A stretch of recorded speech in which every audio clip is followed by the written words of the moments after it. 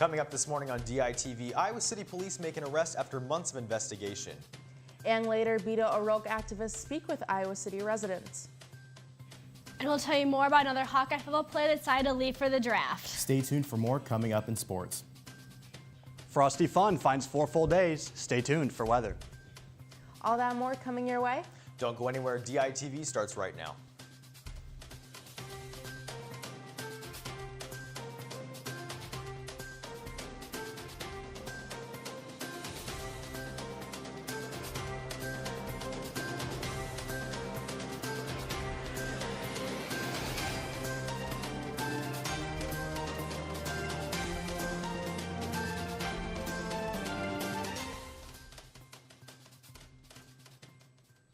Good morning and thank you for tuning in. I'm Anthony Caligiuri. And I'm Sydney Zatz. A Cedar Rapids man is being charged on several counts of sexual assault taking place in Iowa City. 31-year-old Carlos Hevento was under investigation by both UI Police and the Iowa City Police Department before his arrest. Hevento was charged in connection to at least 4 sexual assaults from 2017 to 2018. One of them is said to have occurred just days before his arrest. Police found multiple videos on his phone that will be used as evidence in the investigation. Hevento is currently being held at Johnson County Jail on a $105,000 bond.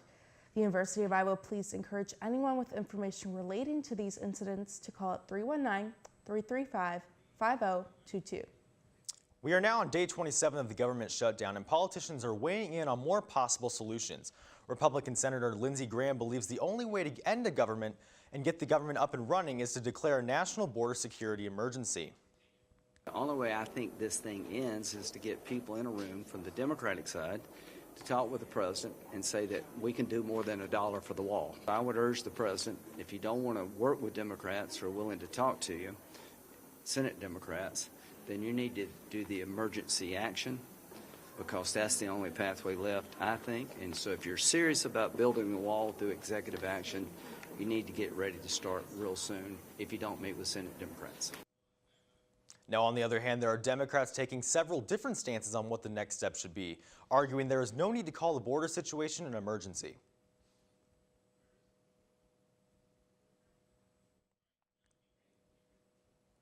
And the State of the Union address is set for January 29th, where many anticipate President Trump's speech will be centered on border security and immigration.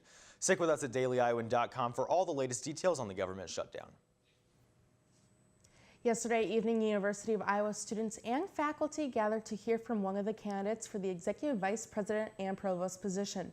David Dijon spoke at the Iowa Memorial Union, where he discussed topics such as diversity, retention rates, and adding academic programs. 3 additional candidates are set to speak at the university before UI President Bruce Harreld makes his final decision. Dijon is currently the executive vice president at the University of Pittsburgh and received his PhD in economics from the University of Iowa. The university does not have a set date on when the next provost will be appointed. A national organization aimed at convincing Beto O'Rourke to run in the 2020 presidential race visited Iowa City last night. The organization met with Iowa City locals to have conversations about the benefits Beto O'Rourke offers and then fielded questions from the audience. DITV News reporter John Chenoweth has the story.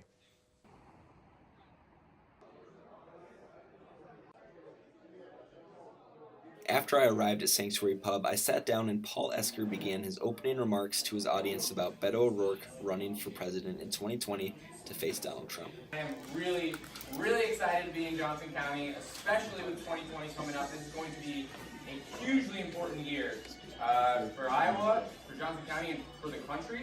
Paul then opened up the discussion about Beto O'Rourke's possible candidacy to members of the audience. I'll give you an inside look on a friendly and humorous debate that occurred between Paul and an audience member. You're smart, yeah, you're smart, attractive, young, everything we're not. But but we have a little experience. Well, I think, two things, if you don't mind. Well, I think, one, to your point about experience, Beto O'Rourke served in the United States House of Representatives for longer than Barack Obama served in Congress before he became president. I asked an audience member what he thought about Beto O'Rourke and if he were there, what questions he would ask.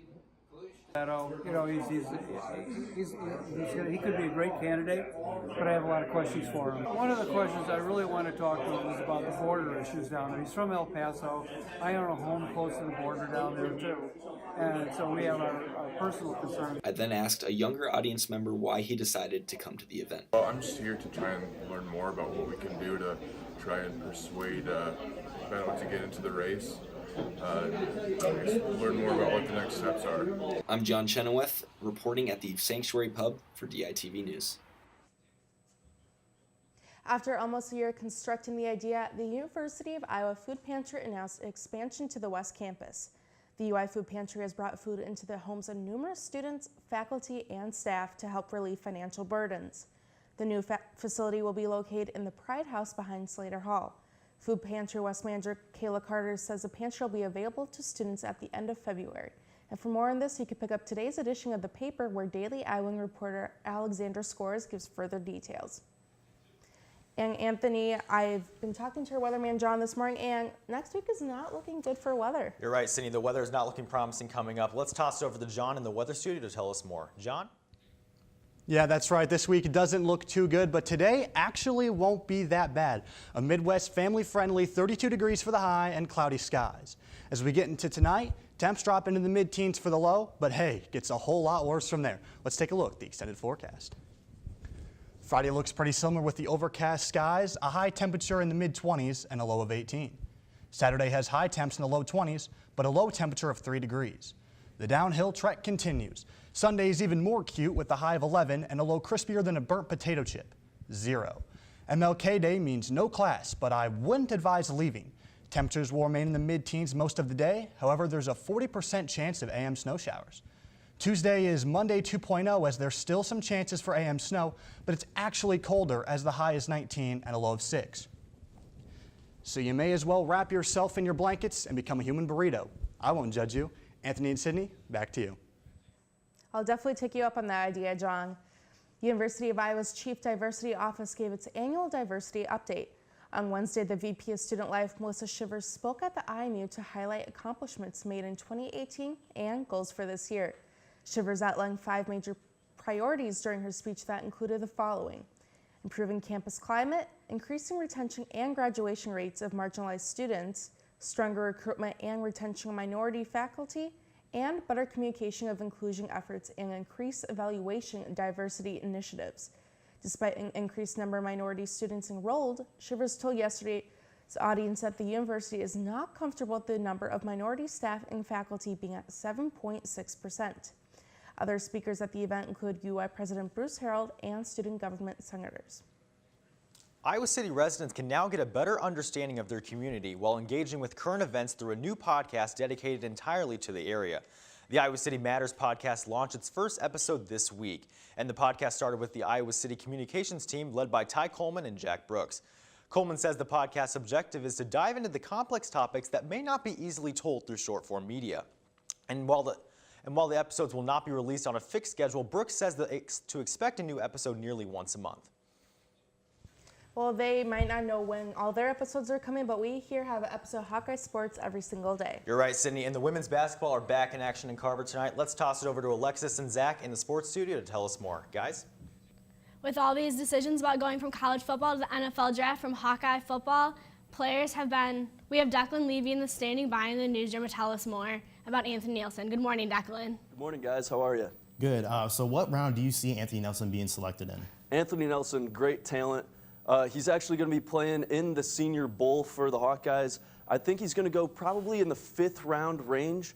He does have great size, 270 pounds and 6'7". Yeah, so that wingspan will really be able to help get to the quarterback. But the thing for him is he kind of lacks explosiveness. Now, with his lack of explosiveness, he does have great run defense, so a team looking to kind of build on that run defense, Anthony Nelson could be a safe pick in the 5th round. I know he was a workhorse here at Iowa, but I imagine that would translate into the NFL field. Thank you, Declan, at the newsroom.